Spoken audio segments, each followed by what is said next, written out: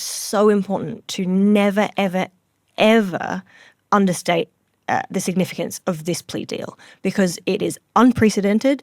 It is so unusual in every sense. So it is kind of like what Dershowitz is describing, the kind of thing that you could get if you had the power to kind of get whatever you wanted. Welcome back to The Tea. I'm your host, Myriam François. Before we dive in, I want to say a huge thank you for coming on this journey with us. Our goal with The Tea is to share knowledge that can translate to people power. And your support is quite literally what makes this show possible. So if you love what we do, hit subscribe now. And if you want ad-free episodes, exclusive content, and to help shape future shows, you can also join our Patreon, your very own resistance community. The link's in our bio. For many, the Epstein files feel too vast, too dark, like watching a conspiracy theory unfold in real time. But these are no mere headlines. They are the biggest political scandal of our generation. They map political subversion, state capture, sex trafficking on a global scale, even murder allegations. A recent UN analysis describes the crimes as so grave in scale and nature, they may qualify as crimes against humanity. And yet, after a brief media storm, the details in these 3 million documents seem to be slipping from view. Yesterday's news. Well, not here and not today. Trump's name appears more than 38,000 times in the files, more mentions than Jesus gets in the Bible. Channel 4 News reports the DOJ has released just 2% of what the FBI seized from Epstein's homes. Congress members call it a cover-up. And yet the FBI insists the case is closed, as the DOJ swears there's no evidence of a wider trafficking network. And this, despite Alex Acosta's 2008 sweetheart deal that let Epstein plead to minor charges, dodge federal trafficking counts, and granted him, as well as both named and unnamed co-conspirators, immunity. Unnamed. How many unnamed co-conspirators got immunity from prosecution here? Meanwhile, the files name 43 victims, including over 24 minors at the time, while known players remain redacted. The fallout spans continents. The World Economic Forum's boss resigned over Epstein ties, a British royal and senior political aide, Norway's former prime minister, professors from elite universities, doctors, toppled worldwide. So what do these files truly reveal about the power structures that govern our world? What does a sex trafficking operation have to do with global elites? And when every institution seems implicated, what does justice even look like for the victims? Joining me is Lucia Osborne-Crowley, investigative journalist who herself faced harassment while chasing accountability for Epstein victims. One of only 4 reporters inside Ghislaine Maxwell's trial, she's back on the show to help us cut through the fog. Lucia, welcome to the show. Thank you so much for having me back. It's a delight to be here. Well, I'm thrilled to have you back because last time I saw you, we couldn't talk about a certain number of things. Yes. And now it seems we may be able to. So let's get into it. What was, for you, the most shocking revelation from this latest batch? These emails taken together and these files taken together confirm a picture that I was given by survivors of something that is, as I said, so much darker, so much more dangerous, and so much more sophisticated than I think the public knows even now, even though we all have access to these emails because, as we were discussing before, they're kind of being covered like a news story, just a headline here and there every day, and we're seeing less of that. But what this actually is a huge number of documents that together paint a picture of a global operation that went on for decades, that involved probably hundreds of people. When you look at the emails just about coordinating things and scheduling things, there are so many people who would have been involved and are involved in these emails that enabled this to happen. Now, for people who may not be familiar with your work, you obviously were one of only 4 journalists, as we mentioned in the intro, who were allowed to attend Ghislaine Maxwell's trial. You stood through the whole of that. You then wrote a book about it, The Lasting Harm. But you also have worked extensively with survivors of the Epstein network. So give us a little bit of a sense of the work that makes you the type of person who can comment on this, because there's a lot of people talking about this stuff that may not be equipped to do so. You, however, are. I decided many, many years ago that I wanted to dedicate myself to covering this story in a way that I felt wasn't being covered. And that was from the perspective of the survivors, and the effect that this had on their lives. When we speak to survivors, then we can actually understand the damage that was done, and again, how sophisticated this network was. And I really felt like that was missing from a lot of the reporting. There are a few notable exceptions, like Julie Brown, who was always focused on the victim's perspective. But apart from her, I wasn't seeing it very much. And I really wanted to commit myself to trying to tell that side of the story, and trying to help people understand the kind of mechanisms behind all of the victim shaming that exists in this society, why it's so hard for victims to come forward, why it's taken so long for there to be any degree of justice in this case. So, as you say, part of that was attending the Maxwell trial, being there for every day of that. And then in all the years since then, I've been speaking to survivors consistently about their experiences and learning more and more about what really happened here. And again, it is just so much worse than the public even think, and it's worse than it seems when you just read the headlines. And so let me ask you, because everyone is trying to put together these pieces, right? These files have dropped. They're very cryptic. They're sort of little bits of information here and there, and everyone's trying to make sense of them. But you've been trying to make sense of this puzzle for a very long time. So what do you feel that this latest batch reveals to you about how power actually works? What does it tell us about how the world truly operates? So many things, and all of them are really terrifying. So, as you say, I've had pieces of this puzzle given to me by survivors, both on and off the record, for many years. And what we see in these files is, as I said, this kind of black and white confirmation of a lot of the really, really serious mechanisms of control that were going on here. So, just as some examples, there's a lot of emails about that show Jeffrey Epstein connecting his victims with gynecologists, medical professionals, doctors coming in to help them with injuries, this taking place outside of a hospital, taking place in secret, all of which a doctor is not allowed to do. And that shows you, the degree of control he had over not only these women's lives, but their bodies. They could only go to doctors that he took them to, and those doctors reported back to him in many cases and prescribed drugs that he asked for. So there's emails confirming that he got doctors to put them on the pill, things like that. And so there are kind of many examples of how he's using other powerful people. And I don't just mean celebrities. I mean, a doctor has power in their environment. Powerful people to exert a degree of control over these victims that I don't think is well understood. And then when we extrapolate that out to society at large, it paints a very, very disturbing picture, because what we can see here is a man who decided that he was going to run this huge criminal operation and figured out who he needed to be involved, whether that be people in finance, people who run summer camps, people who work in schools, doctors, all the people he needed. And he was able to find them. He was able to find representatives from each of those areas of society that were willing to help him. And he didn't force any of them.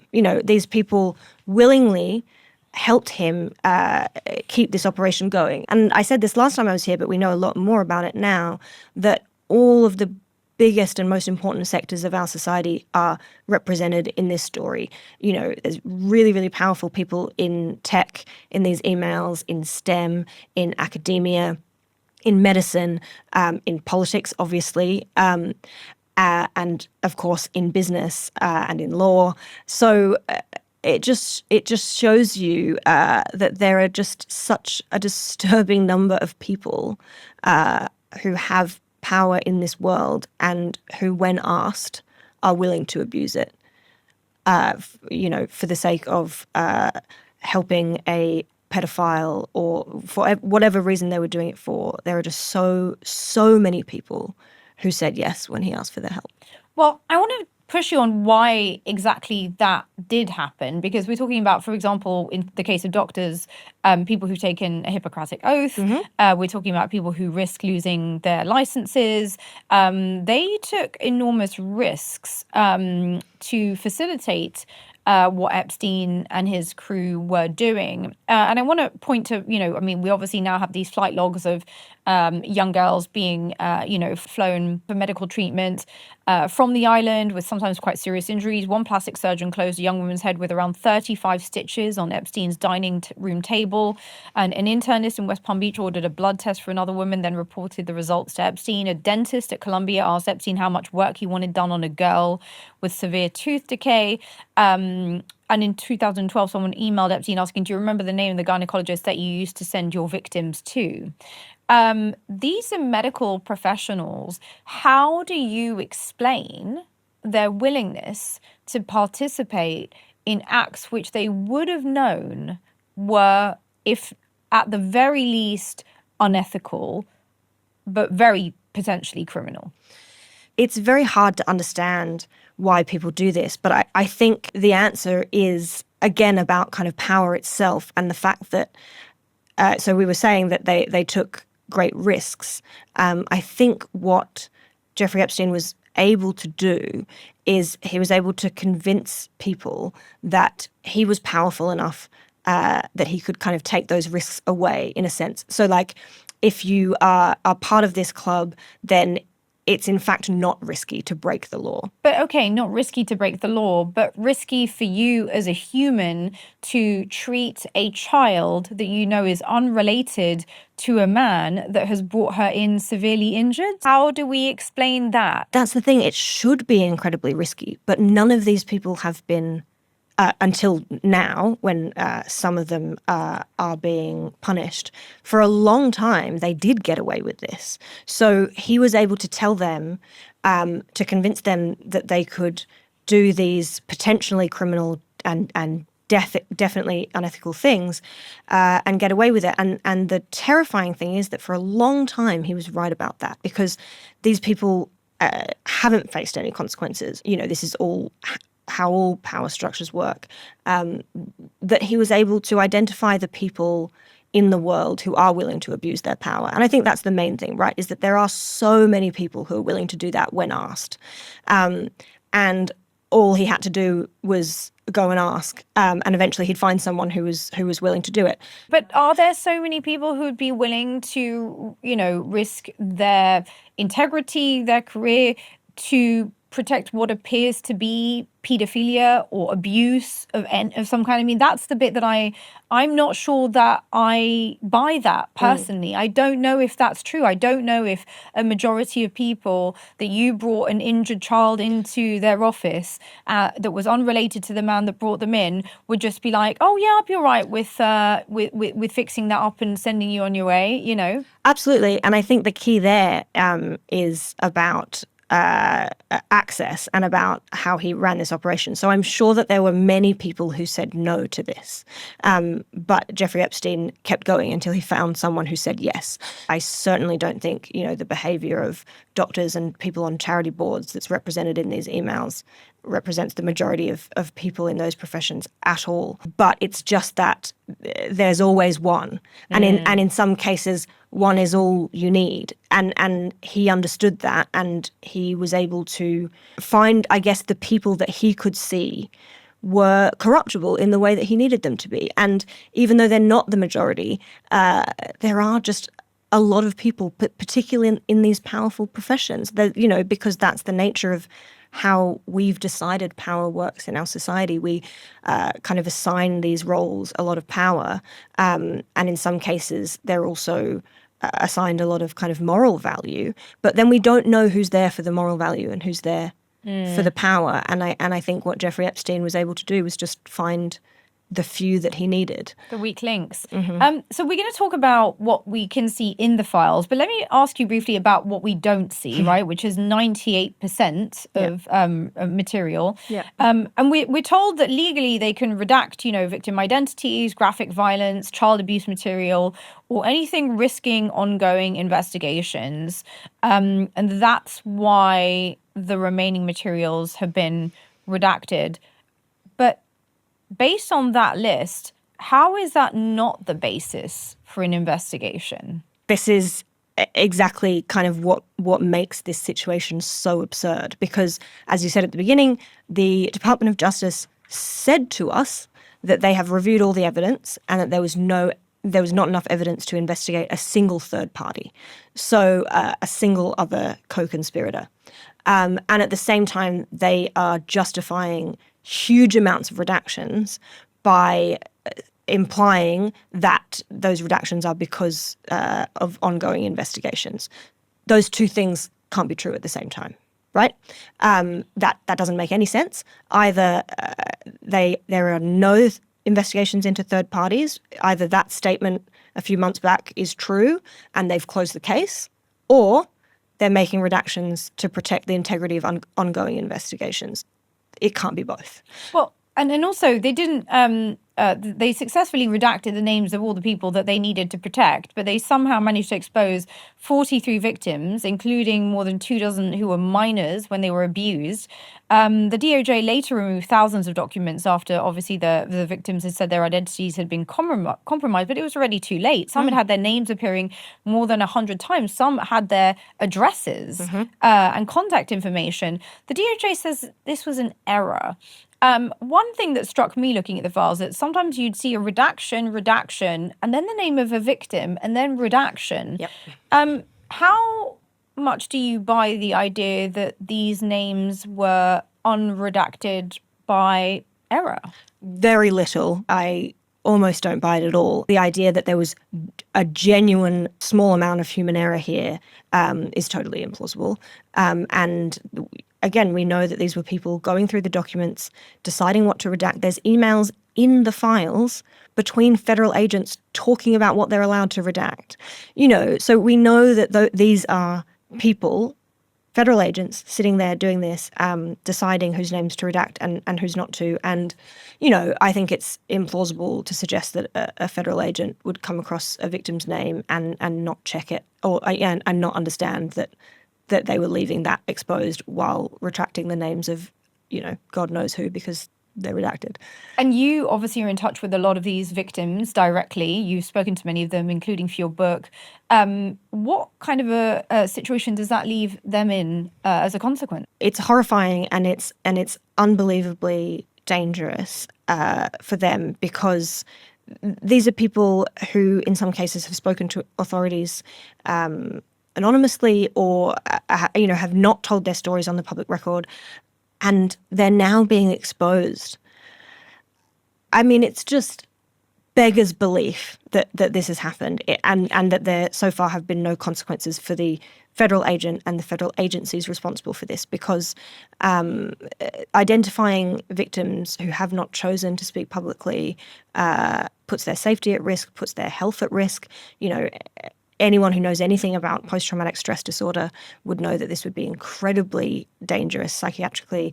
And also, again, just for the safety of these people who may have come into contact with powerful figures, again, whether this is celebrities, household names, or just powerful figures in their profession who do not want their involvement in this to come out. And a lot of them have had their names redacted, which is lucky for them. And yet the government has exposed the names of victims who may have information about those people. And then, those people could want to threaten those victims. I don't want to go too conspiracy on you out here, but there is a part of me that wonders whether it wasn't designed to jog people's memory. Because what was the likelihood that Redacted remembered who 13-year-old massager was? But now I do. Exactly. It's like there are some documents that read almost like a code in that way, that the person whose name is blacked out is now being told by the federal government, hey, look, we've protected your name here, but be careful because, this email is in here. I mean, that's really, really terrifying. It's very hard to see that this could have been accidental. And especially when you look at examples like you were just describing where it seems like the victim's name is being used to indicate to the perpetrator that they are named in that document. And for now, their name is being protected. And worth reminding people that many of the survivors, I mean, the number of them have died, right? I mean, Yes. Some of them have died in what many people consider to be suspicious circumstances. Yeah. Obviously, the most famous among them would be Virginia Giuffre, who is alleged to have committed suicide. But yes, of course, a lot of questions around her and the death of others. Another argument being used by lawyers of defendants to justify not releasing all the files is the fact that a lot of the cases were brought by victims and were civil cases, and then they were settled sort of quietly. Many cases never went to trial because Epstein basically settled them out of court. And of course, we know that many settlements have NDAs, non-disclosure agreements associated with them that prevent publication of those details in court. Why were so many of these cases handled as civil lawsuits? Basically, if you are the victim of a crime, you can go to the police and then they can decide what they want to do with that report. They can decide whether to investigate it further or whether to just drop it. And I'm sure we'll come back to this, but this is a thing that a lot of people don't know about law enforcement agencies. There's rules about the way that they have to investigate, as in there's rules protecting us from their overreach. And, even those aren't very strong. But there are no rules saying that they have to investigate something if it is brought to them. There is no duty to do that. So a victim goes to the police and says, I've been the victim of a crime. Here's my report. The police can and frequently do take that and decide to take no further action. That happened for decades in this case. We know that the FBI had these reports in 1995. They decided to do nothing about them. So when you've gone to police, whether it's your local police, whether you've gone to the FBI, and they've decided to take no further action. So in this country, it's called an NFA letter. You get a letter that says, we're going to take no further action. So if that's happened, your only option, if you want any legal redress, and, this is not necessarily about wanting money. It's, about a legal document that says this happened. It is a form of justice. The only option, if law enforcement don't want to investigate your claim, and they don't have to tell us why. It's totally up to them what they investigate, what they don't. If they decide not to, your only option is to go through civil court. So you can sue for assaults civilly.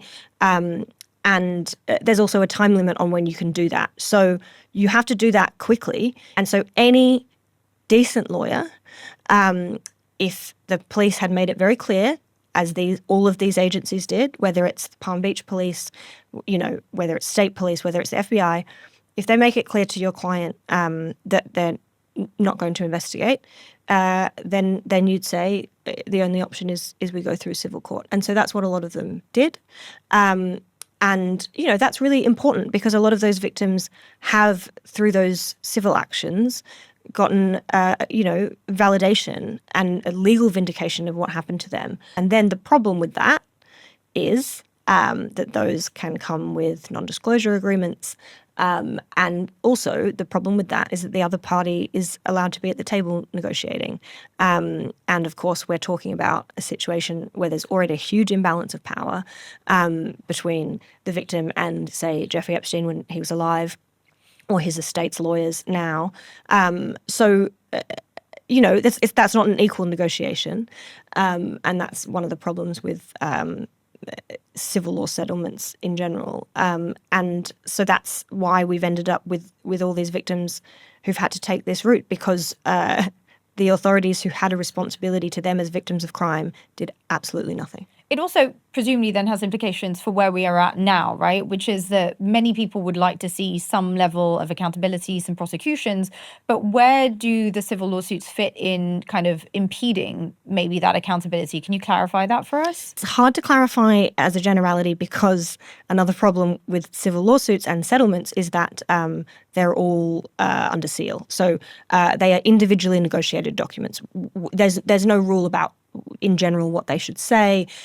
So we don't know what these say. And again, that's a problem for sexual assault victims globally, who have to deal with the civil courts, because they end up with these settlements that they can't talk about, that we can't see. It means the evidence never goes to trial, so the evidence is never public. So the answer to your question is we just don't really know to what extent these settlements impede criminal investigations, because we don't know what they say, and the public has no entitlement to know what they say. So could one individual have multiple civil lawsuits that they settle and no one would ever know that they basically have settled really serious crimes, allegations made against them? Absolutely. Yeah. And that's the thing. The system allows that, which is a really big problem, because then we don't know, as you say, that they could be serial perpetrators who have, although a civil settlement will often include, them saying, I technically admit no fault, they've decided to settle it. So that means that there was some evidence that convinced them to pay money to settle this claim out of court. So they're not admitting liability, but it obviously shows that there is something. This is what former Prince Andrew did with Virginia Giuffre, right? So he settled in a civil lawsuit. Mm-hmm. How much did he pay? £12 million. 12 million for something he never did, right? Exactly. Apparently. Yeah. For a person who at the time he said he'd never met. Interesting. So a lot of money to most people. Let me ask you about this. Members of Congress, like Representative Ro Khanna, said that when they viewed unredacted files, they saw 6 prominent men whose names had been blacked out in the public documents released by the DOJ.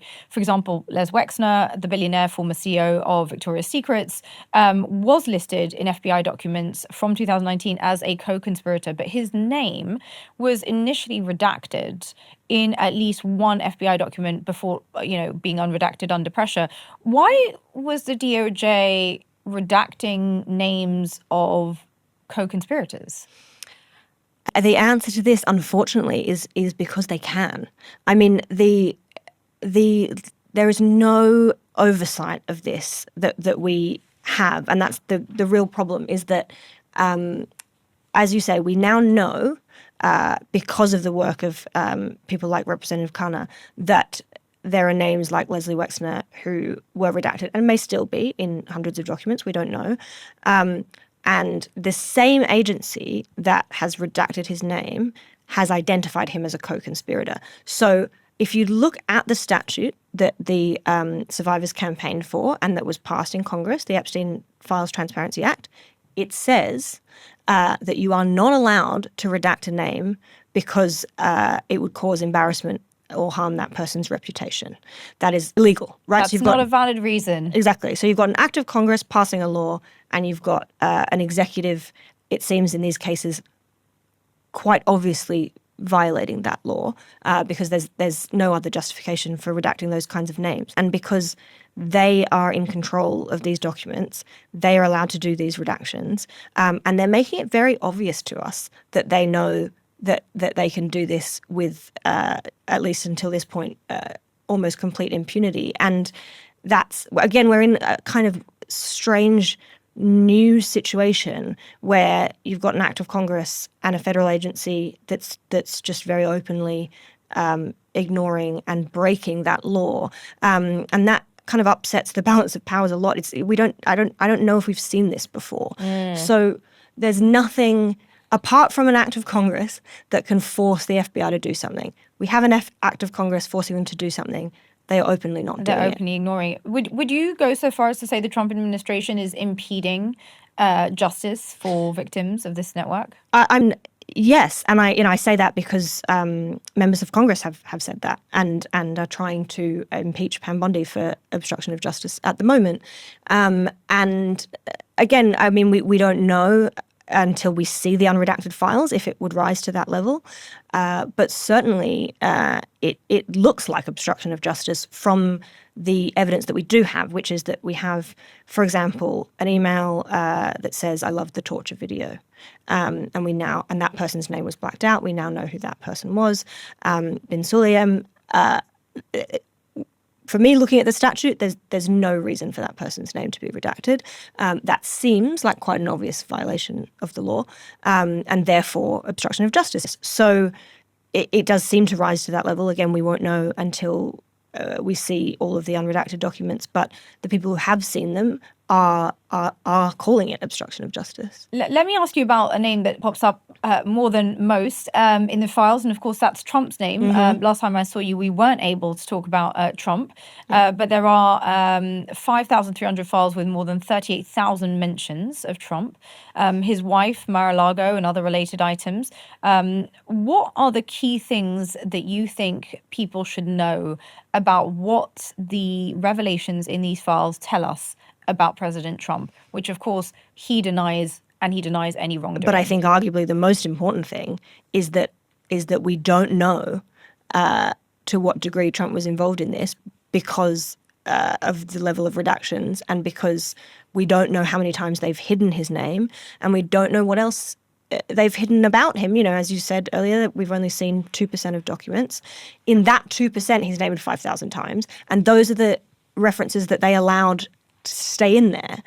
We have no idea how many times he's named in the redacted documents or what those say. So I think that's the most important thing, is that any degree of complicity that we see in these files is not the highest degree of complicity because they've decided to engage in this in these redactions that mean we can never know exactly what is said about Trump in these files.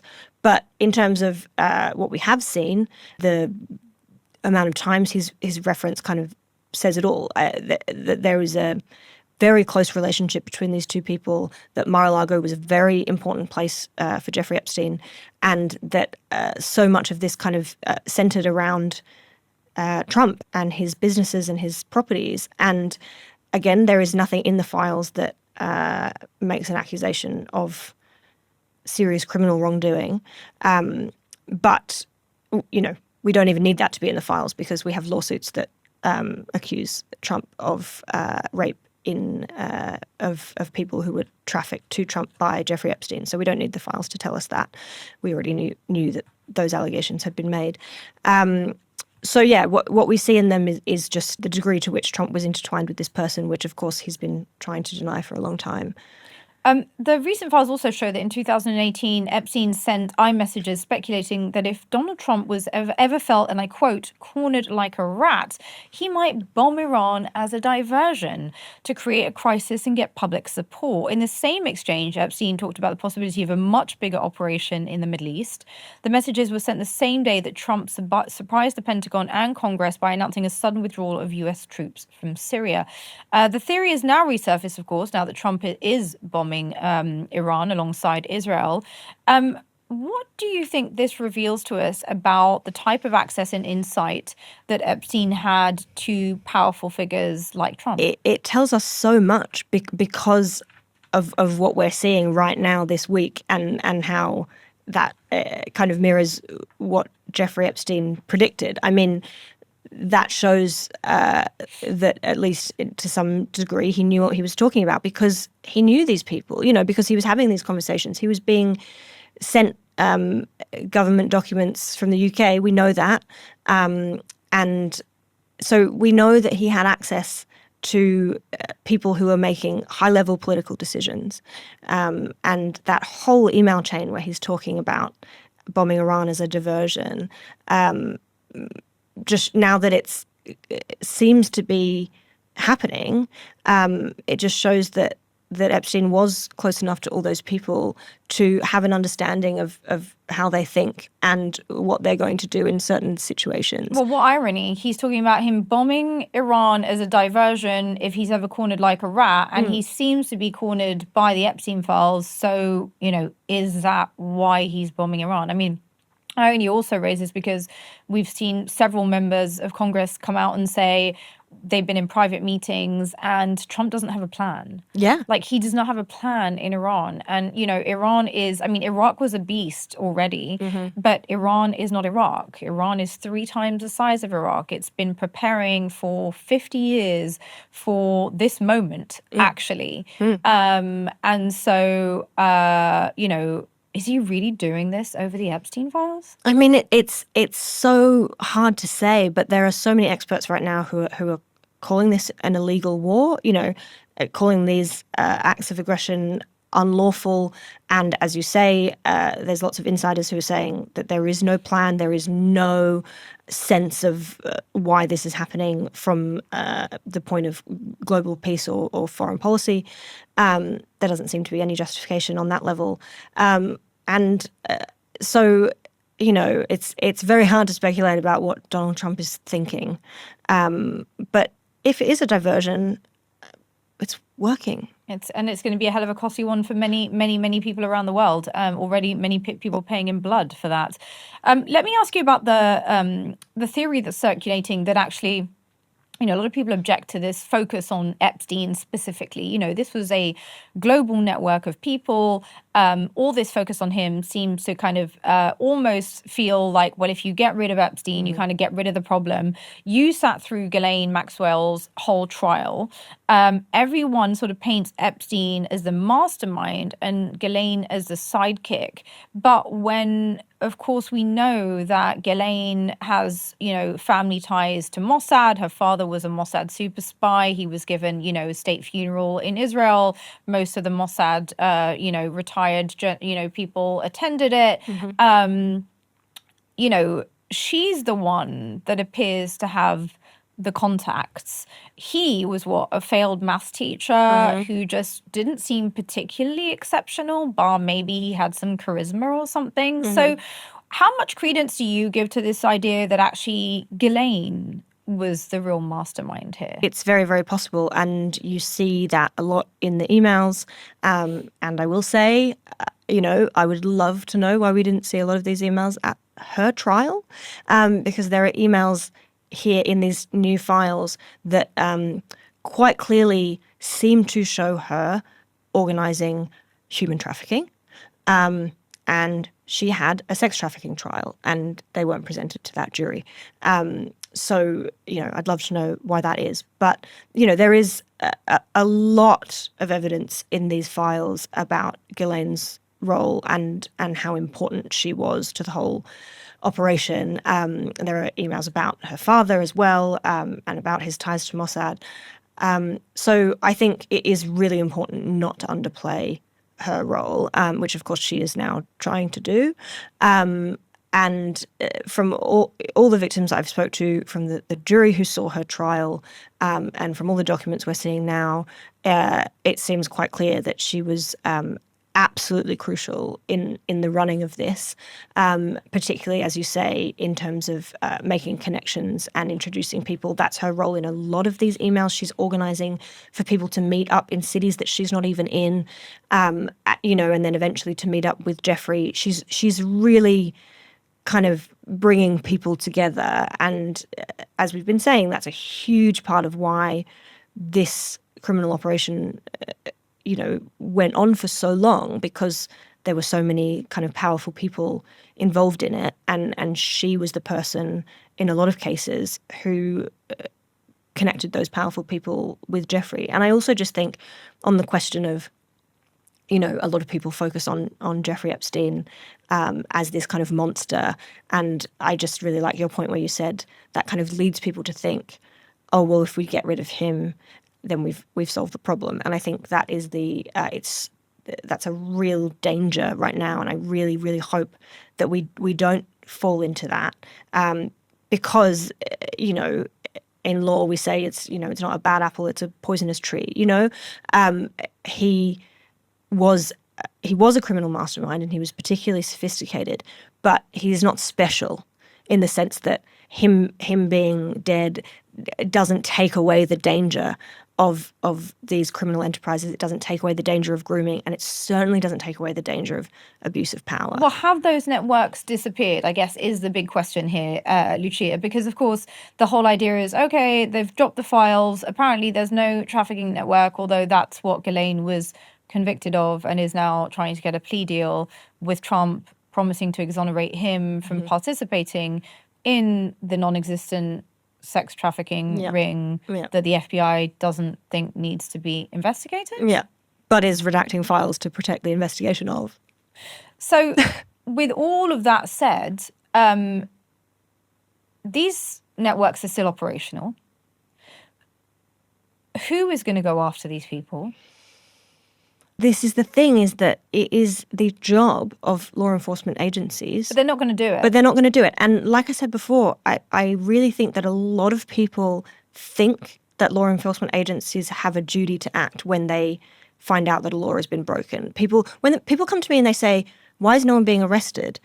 And underneath that question is this assumption that if a police officer or an FBI agent gets information that a law has been broken, that sets off kind of an automatic process. I assumed that was the case. But it's not. There is no duty on them to investigate things. They, as I said earlier, they can take reports and ignore them as much as they like, and we know that because they did that for decades in this case. They took reports from victims and they did nothing with them. And that is in their power. That's part of the problem, is that we need to not have law enforcement agencies that have that level of discretion. Because, I was looking at the FBI guidelines the other day about discretion to make an arrest and not to make an arrest. And the state law enforcement agency guidelines have this as well. And one of the things that they can take into consideration is the aims of the police at the time. So things like to crack down on certain crimes and be more lenient on others. That's something that a police officer is allowed to consider when they've got someone in front of them saying, I was the victim of a crime, and they can just decide to do something about it or not to do something about it. So the only agencies that have the power to investigate these kinds of crimes also have the power not to. And that's a really big problem. Ghislaine was recently seen in a video testimony, and many people were speculating that was not her. You sat in court opposite her. Yes. You saw her day in, day out. Yes. Was the woman we saw in that video Ghislaine Maxwell? Very few people believe that was her. Her nose looks different. Her stature looks different. Yes. Her mannerisms look different. The hair looks like a wig. Yes. At a certain point. Yeah. As you say, I've been in a room with her for a lot more time than most people. And certainly it doesn't look like her. But, it's hard for me to say that definitively. But we also know that there are lots of ways that someone could have made a video that is not her and tried to make it look like her. And certainly all the things that people are saying don't match up. That is true. If you just look at a picture of her and you look at that video, it doesn't look right. I mean, prison does strange things to people, but please. Yeah.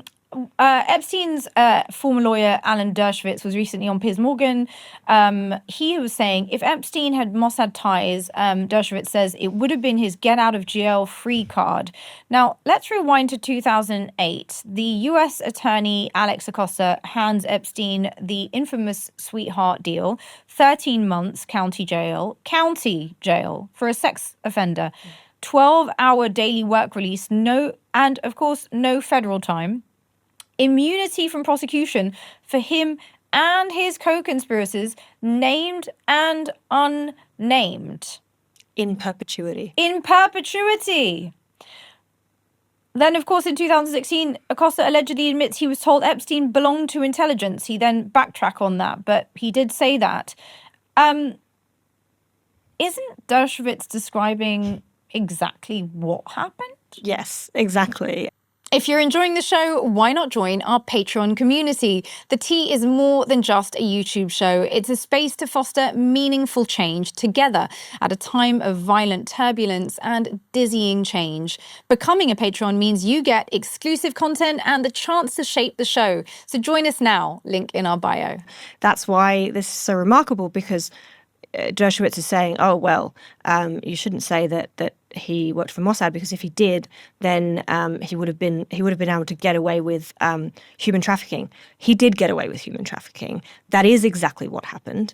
And I think it's so important to never, ever, ever understate the significance of this plea deal, because it is unprecedented. It's so unusual in every sense. So it is kind of like what Dershowitz is describing, the kind of thing that you could get if you had the power to kind of get whatever you wanted from a federal agency and from state police. And there are emails in the most recent file dump from 2007, 2008, where assistant US attorneys are discussing this deal with each other. And they're talking about the evidence they have. They're talking about how they say, I think the number is 100 that they quote in terms of victims, that a lot of them were minors. These emails tell us the evidence that they had, that they should have acted on. So you think about, those 100 people that they're discussing. He's allowed to plea for soliciting a prostitute and soliciting a prostitute who was a minor. 2 charges, and they knew about hundreds potentially of victims, and it's many of whom were underage. So what he was allowed to plead to, I've never heard of anything like this. It is essentially them knowing about this human trafficking operation involving minors and letting him get away with it, because he was not prosecuted or tried for any of those offences. He was allowed to plead out, which, again, you would never really see in these kinds of offences. And that meant that he was allowed to quietly plead guilty to these very few charges. And again, they were made to be very minor charges when what the evidence was against him was incredibly serious. And to me, one of the really important things about these latest files is looking at those emails where they're discussing this deal, because it's really shocking seeing people, the agents who are working on it, talking about negotiating it and talking about what they were going to give him. I really think everyone should go and look at those emails, because what that did, whether it was because he was a spy or intelligence, or for whatever the reason was, that the federal government and the state government decided to let him get away with what they had evidence of. What that did was it meant that he was able to keep operating. We know that there are allegations that he was sexually abusing his victims while he was technically in jail. He was on work release. He was allowed to leave every day, and he would sexually abuse people while technically in prison. So it doesn't get any starker than that in terms of someone evading justice. And then also, every single person who was trapped by Jeffrey Epstein, abused and trafficked by Jeffrey Epstein after 2007, all of that harm could and should have been avoided, because if he'd faced a federal charge, he would have got a sentence similar to Ghislaine's, rather than being able to continue to operate his criminal ring. Yeah, and surely the $1 million question then at this point is, why would the government, the authorities, allow this man to continue to operate a sex trafficking operation that they were aware was underway? And I think there are a couple of answers to this. One is that, unfortunately, it is the case, and we know this from all the statistics, and we know this from this case, that law enforcement agencies aren't motivated to act properly when it comes to sexual offences. They do not provide justice for victims of sexual offences because these are the offences that we see being dropped the most often. So there's one answer, which is just broadly that our society continues to treat these kind of offences as what we sometimes call technically illegal but socially acceptable. So you've got a law that says it's illegal to sexually abuse someone. If in practice the police are deciding to never enforce that law by never investigating, then they're making it socially permissible. Socially permissible. So part of it is that. And then the other part is whatever it was about Jeffrey Epstein that allowed him to negotiate that deal. I mean, we have Costa saying that he was an intelligence asset. As you say, he's retracted that.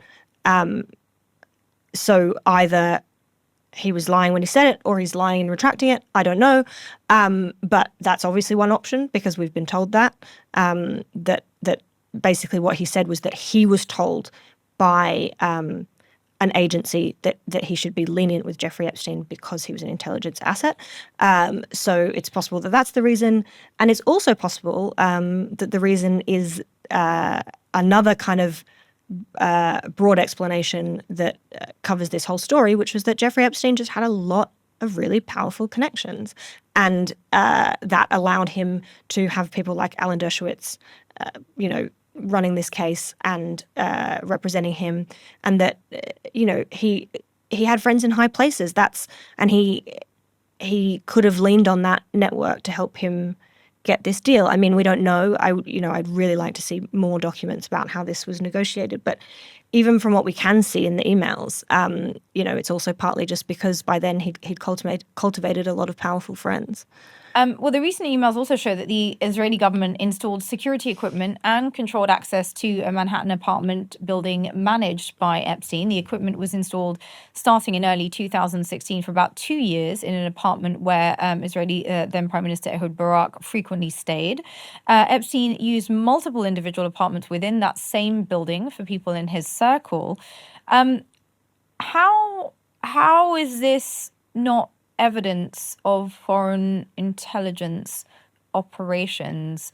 The fact that the Israeli intelligence agencies are coming in and basically rigging up the flats in his building. This is the kind of thing that we no longer have to speculate about. I mean, these emails state it in black and white over and over again. There's many emails talking about the installation of this system. So, we don't have to ask questions about the degree to which the Israeli government was involved in Jeffrey Epstein's affairs, because we know that they had a government employee installing a surveillance system in his home. So, that is something that is confirmed by the emails. There's an email that even says that Jeffrey had personally said it's okay to put holes in the walls. So when you're talking legally, that means that Jeffrey Epstein had personal oversight of this. And so that is a foreign government installing surveillance in Jeffrey Epstein's house on U.S. soil. So that is very, very clear evidence of the close connection between the Israeli government and Jeffrey Epstein. I mean, the person who was installing this was, a government employee who was being paid by the Israeli government to conduct this surveillance. And then you also have Jeffrey Epstein's assistants sending all of the documents about the people who'll be coming and going. So the Israeli representative says, hey, I'm going to need to know who'll be coming and going, so they know who to spot on the surveillance system, who's not supposed to be there. And so they've requested ID and information about these people. And then Jeffrey Epstein's assistant handed all that ID, to a representative of the Israeli government so that he would know which faces to look for on this surveillance video. That's remarkable. That is one of those things that is truly extraordinary. I always say that it's important to take all of these emails together rather than look for any one thing that tells us anything definitively. But I think this is one of the closest things that there is to that because it clearly documents that this is happening, and that's a really shocking thing. Well, it certainly looks like, foreign spying, active foreign spying by a foreign government. Let me ask you about the fact that the FBI said it found no evidence of a broader organized sex trafficking network beyond Epstein and his known associates. There are conversations in the files between two redacted individuals that are evidently discussing grooming a child. In it, they discuss the child having their quote unquote baby hair cut with redacted photos of what appears to be a young girl sitting in a salon. They then discuss clothes and lingerie, referring to what time the quote-unquote the child will attend different appointments and laughing about spanking her. That's a quote.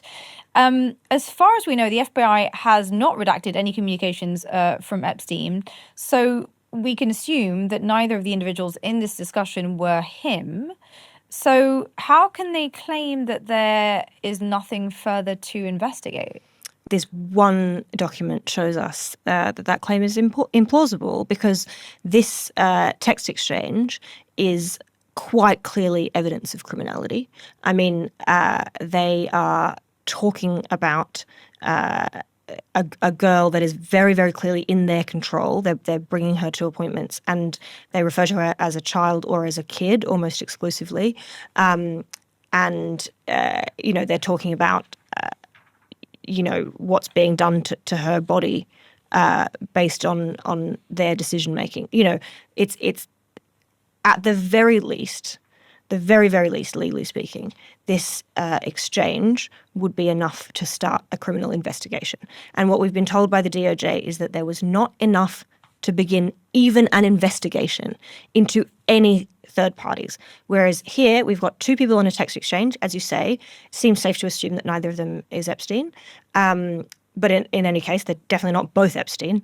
So there's at least one person in this who's openly talking about coercing and grooming a child in a way that would absolutely be sufficient to be in an investigation. But again, the thing is that the police don't have to start an investigation if they don't want to.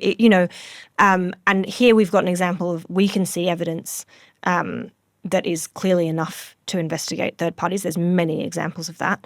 And so we're kind of seeing in real time for the first time just how dangerous that level of police discretion is, because we're seeing the evidence and they're saying, we think there is no evidence. And unfortunately, that phrase, we think, they have the power it's in their discretion to decide what is worth investigating. Well, but what about the international dimension to this crime? Because, of course, we know now that Epstein was trafficking girls and women across America.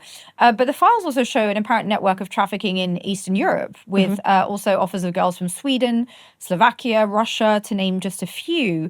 This suggests there's a global trafficking network under play. I saw references to a Chinese girl. I mean, what are we looking at, honestly, here, Lucia? Because the consensus generally in society is that, pedophiles represent, 1% of the global population? They're sort of, the dark weirdos. But this is a huge, or at least it looks like a huge global network that many, many powerful people seem to have engaged in. So what is this? Ramadan is in full swing, and this year the spirit of the month feels more vital than ever. I'm honored to be partnering with Love Welcomes, a social enterprise that helps displaced women to share their peace collection. These aren't just beautiful objects, they are symbols of hope. The heart of this collection is the women who create them. Every item, from the teapot to the stitched towel, is handcrafted by refugee artisans. These are women who have survived the unthinkable, and through Love Welcomes, they're weaving, sewing, and painting their way toward a new life. The mission is simple but life-changing. Your purchases directly provides these artisans with living wages and a supportive community. As you set your table for iftar or otherwise, let these olive branches be a reminder of our shared humanity and the resilience of the human spirit. You can get 10% off your first order. Just enter the T10 at checkout. Explore the full collection at Love Welcomes. Let's make room for everyone at the table. I think there are kind of two parts of this operation that often get conflated, and that's why the trafficking part of it kind of doesn't get discussed as much. Because, as you said, we like to think that pedophiles like Jeffrey Epstein, very, very rare, very uncommon, But there are two levels to this. From what I've been told, and a lot of this is confirmed in the files, there was one part of this operation where Jeffrey Epstein was himself abusing often underage girls. And what a lot of the victims have said is that when they would get to a certain age, he would ask them to introduce him to younger friends, and he would get them to take on different roles. Often that's when trafficking would start. So he'd start trafficking people who are in their late teens or early 20s to his clients around the globe.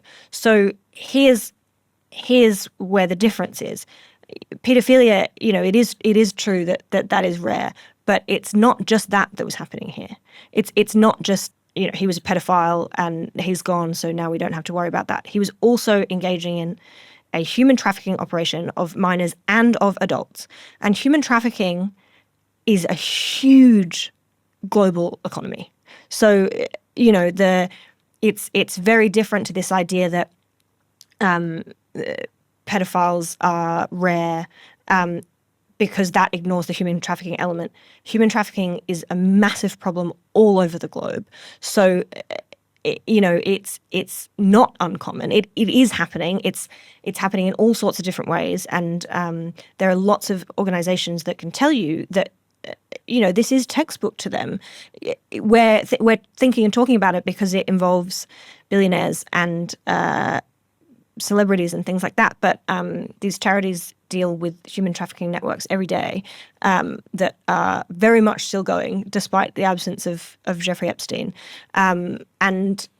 So it is a huge global problem, and there's a real lack of enforcement around this. And this is what we're seeing is an example of something that happens all over the world. And I think, again, that kind of focusing on just seeing him as a pedophile instead of also seeing him as what he was, which was a criminal pedophile and also the operator of a criminal human trafficking ring, which is a much broader scale than kind of what people think. But are you suggesting that he's running this sex trafficking ring for money purposes? I mean, Les Wexner had signed off, basically given him a power of attorney over, $500 million of his personal wealth. I mean, the guy had, Ghislaine, who was not herself poor. There was, a lot of people giving him money. I mean, are you suggesting that this was part of how he was making his money? It certainly could be. It's very, very hard to tell from the evidence that we have whether he was making money from it. But again, we don't have good evidence about that because, of everything we know about the banks that he was involved in and how they haven't been entirely transparent in terms of the money that was being moved around his accounts. So it's hard to say. It's certainly possible that he was making money out of this. I mean, human traffickers globally do make a huge amount of money from these kind of operations. In general, it's hard to say in particular whether he did or whether he was whether it was a different kind of transaction for him. So whether it was purely financial or whether he was whether the currency was something else, was influence or power or whatever it was. So he would have these clients. Based on the stories that I've been told, people were trafficked to clients at parties, and they would all be powerful in some way. And again, I'm not saying famous or household names, but powerful in some way, and so therefore had something to offer Jeffrey Epstein, whether that was money for the trafficking or whether it was something else.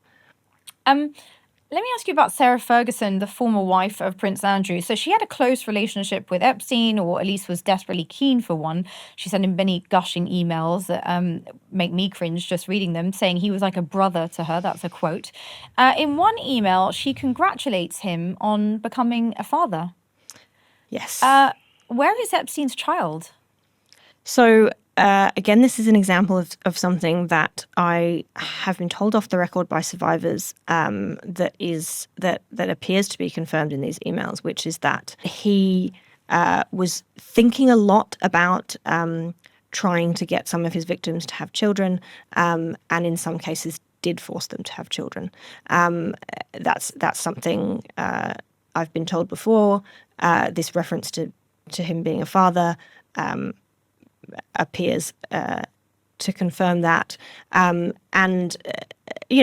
we have a lot of other contextual evidence about that, which is that he's talking to gynecologists and prescribing some victims the pill. And that means he can decide when to not prescribe them the pill, when they don't have access to contraception. So he's in complete control of their bodies. And because if he and his doctors stop giving them contraception, then obviously getting pregnant is an option. And I know survivors who did become pregnant while being trafficked by him.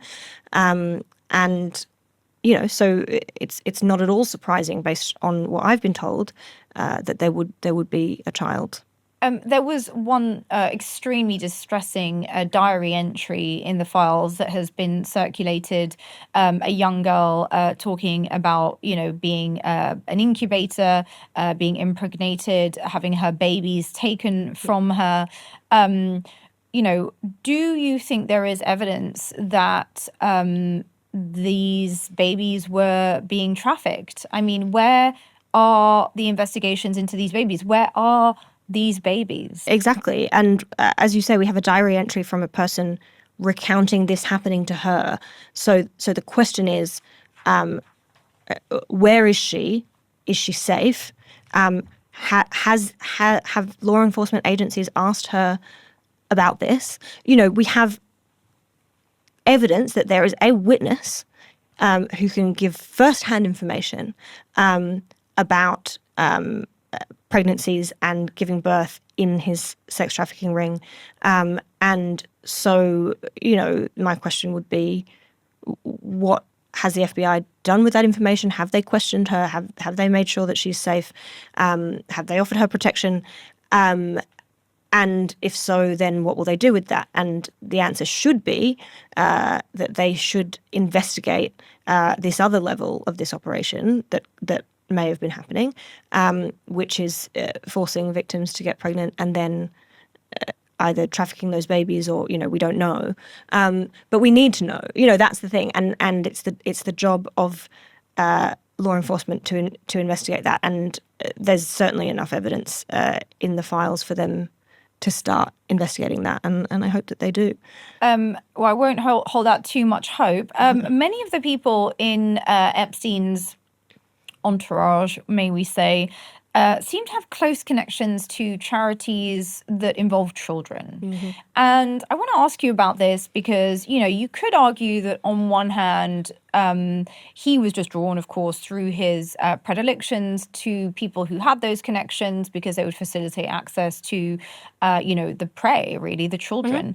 Mm-hmm. But there's another way, of course, of looking at that, and that is that those people themselves may have greater involvement than is otherwise thought in this trafficking. So let me ask you about, I know you can't comment on these individuals, but let's just run through some of the names and their connections to big charities, for example. So Sarah Ferguson served as a patron of the Teenage Cancer Trust, the Children's Hospice, Julia's House, and the Children's Literacy Charity. Billionaire Glenn Dubin and his wife, Eva, who testified in Maxwell's defense, said they were 100% happy with Epstein around their kids, Dubin sits on the board of directors of the Robin Hood Foundation, a charity supporting poor families in New York, including home visits for parents with kids under 3 and schemes to help schools in poverty. Les Wexner, who called Epstein a con man but gave him power of attorney over his affairs for many years, remains the chair of the Ohio State University Wexner Medical Center. Was Epstein the only problem here? Absolutely not. And, whether these people who we know have connections to children's charities, children's organizations, whether their intention in doing that was to have access to victims, as we know that it was for Epstein, or whether it was something slightly different, which is to try and potentially, if they knew what Epstein was doing, to try and have something on their CV that protects them from allegations that might come out in the future. That's a thing that might be happening. And it's very hard to know which one of those two things it is, but either of them is a huge, huge problem, and either of them indicates that, of course, Jeffrey Epstein was not the only problem here. Eva Dubin there are emails from her talking about, arranging medical appointments and things that are just really difficult to read. And she, as you said, she's a medical professional. There's an email where it's redacted who it's to, so we don't know what this is for. But she says, I'm an internist, I'm a doctor, here are all my qualifications, and I trust Jeffrey Epstein completely. I've known him for 20 years. So she's giving him she's lending him her credibility, which is the case for all of these people. So the idea, that these people who were in some way connected to Epstein and therefore in some way connected to this operation, and that they're also sitting on boards for these kind of charities is just extremely disturbing. And, it should lead to those people having to be, to those people being forced to answer questions about why they were in those positions and how they can justify being in those positions, given who they were associating with. According to Les Wexner, and I'm sure many others, they were just conned, right? They had Yes. no idea what was going on. They were just friends with this guy and had no idea what he was up to, which of course I'm sure is true. It's been widely proven by researchers and law enforcement that traffickers often use ambiguous terms, slang, emojis, hidden characters in online ads to evade detection. Now, in the recent Epstein emails, we've seen extremely bizarre usage of words and phrases that really appear to make absolute zero sense. And I mean the use of the word pizza, the use of the word cream cheese, the use of the word jerky or shrimp.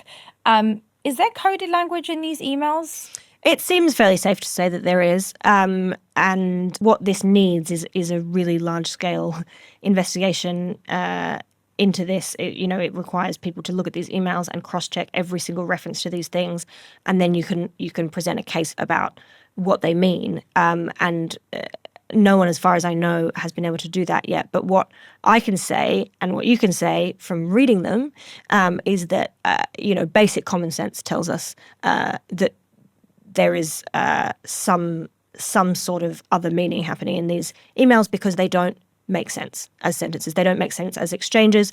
If they were talking about pizza deliveries, the conversations simply don't make sense. And if you look at the other conversations between the same people, they're talking about, really complicated finance stuff. They're talking about sophisticated things. They're very capable of having a conversation that makes sense. We see that elsewhere in the documents. And then, you just by reading it, you can see that something is going on where these words are being used to mean something else. It's very hard to know what that is. Chicken is another one. Jeffrey is referred to as the chicken man a bunch of times. And then there's strange references, again, that just don't make sense. They don't mean anything, and they don't make grammatical sense if you were actually talking about chicken. So, it's impossible for us to say what they're code for, but it's pretty easy to say on a common sense level that there is a kind of shared code going on here. Well, and also, I read Virginia Giuffre's autobiography in which she talked about the fact that Epstein kept the girls on a really strict diet and that he himself didn't eat any junk food. And yet there are over 900 references to the word pizza in the files, including puzzling references like, and I quote, "butt cake sounds great, but I need pizza." Another strange example is cream cheese, which we discussed, an email from a redacted individual. Wonder why that was redacted. They're just talking about cream cheese, aren't they? Reading, and I quote, "Lol, I don't know if cream cheese and baby, not babies, baby, are on the same level." And Epstein replied, and I quote, "There are millions of babies, very little good vegetable cream cheese." Jerky is mentioned 380 times, including in 2012 email from Francis Derby to a redacted recipient saying, J.E. said he was going to start eating regular food again, so he might be eating less jerky. Is jerky not regular food? I eat jerky. I'm pretty sure it's regular food. That said, he has 6 bags of it in the downstairs freezer. 6 bags of jerky in the freezer? In the freezer, yeah. So dried meat. The latest one is shrimp. Is anybody going to decode this, and will there be any consequences? Surely, if you cross-reference the way that these terms are used across the files, you can make sense. And people are doing it on the internet right now. When I worked in law, you would have millions of emails in a case, and you would have many junior lawyers and paralegals who are working full-time to do exactly this, right? To go through every single one and make sense of them. And often, on some of the cases I was working on that weren't trafficking cases, but they were often involved code words. So we would have to look and try and figure out what they mean to a point where we could make a reasonable argument to a court. This is what this means. It's really important that is done by someone. I mean, hopefully investigative newsrooms are doing it. It's very, very hard because there's so little money in investigative journalism at the moment, and this is a huge undertaking. To be able to actually cross-check all of these things and come up with a reasonable argument will take months and months and months, if not years. So really, taxpayer dollars should be that the FBI is doing this. They've said they're not investigating anymore. So they're, on the one hand, if we believe what they say about they've closed the investigation, it is their job to be doing this. They should be doing this. It doesn't seem like they are. What's your hunch, Lucia? When you read it, again, kind of having read code word exchanges in other contexts, it seems like they are using stand-ins for things that they don't want to put in writing. I mean, this is the wild thing, is that the things that these people are willing to put in writing, you've read some of them, there's emails about torture videos, there's emails that are, about really graphic things. These people are not shy about putting things in writing, but obviously at a certain point they decide that there are some things that are so serious that they have to put in a replacement word. So given what they are willing to say in writing, that tells us something about how serious these things, we know, even though I couldn't say what any of these words mean, I can say, if we accept that they are code words, it's safe to say that they are incredibly serious and incredibly incriminating, given what these people are willing to not use code words about. So if something is so serious to them that they have to put these code words in, it must be a kind of a system of identifying traits of a victim or something like that. That's what it reads as. And I really hope that somebody works that out. I mean, there's also an email chain that's all really shocking, and then at some point Jeffrey Epstein says, or I should say, I can't remember if it's him or his correspondent whose name is redacted. One point, one of them says, I like to be careful about what I put in writing. Can you call me? And it just, it makes you, it's it's just so alarming. Then all the things that they have been fined. I just want to know what they talked about on that phone call, given what they are happy to put in writing. What was the point at which one of them said, "Oh, actually, we should pick up the phone and do this over the phone." And the real job of investigations is to find out things that people aren't willing to put in writing, things that happen on those phone calls. That's what needs to happen next, because there is obviously a level that is even more serious than what's explicitly being referred to in these incredibly disturbing emails. Last question to you. Here in the UK, we've seen the arrest and investigation into former Prince Andrew on suspicion of misconduct in public office from his time as a British trade envoy. This followed a statement from Thames Valley Police saying that they were assessing a complaint over the alleged sharing of confidential material with Epstein. Lord Peter Mandelson, Labour Minister and British Ambassador to the US last year, has also been arrested on suspicion of misconduct in public office. These are active investigations, so we can't get into the detail of those for legal reasons, and both men are, of course, denying the charges.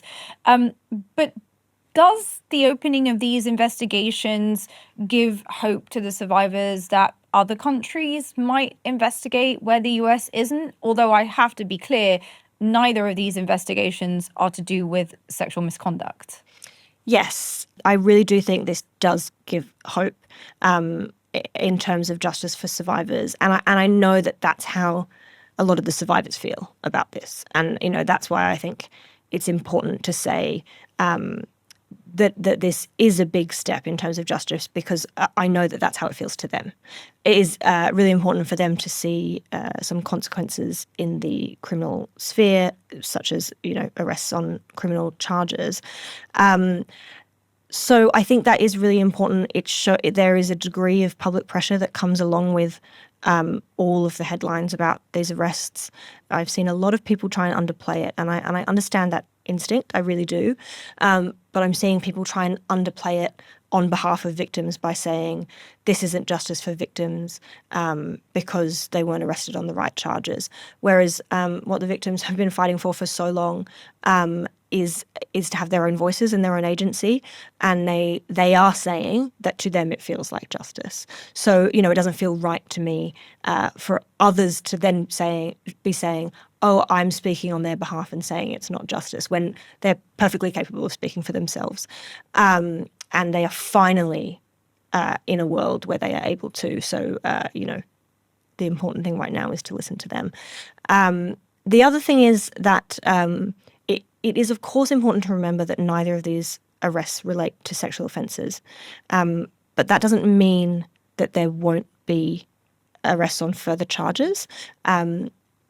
Again, I'm not speculating on either of these cases in particular, but it's important to note that in complex investigations, it's very common to see police make an arrest on a single charge first, and then you have in what's called in the US a superseding indictment, or what's called here a kind of new charge sheet with more charges that come from what results from the arrest. So when you arrest someone, you can interview them under caution, you can search their house, you can search their devices.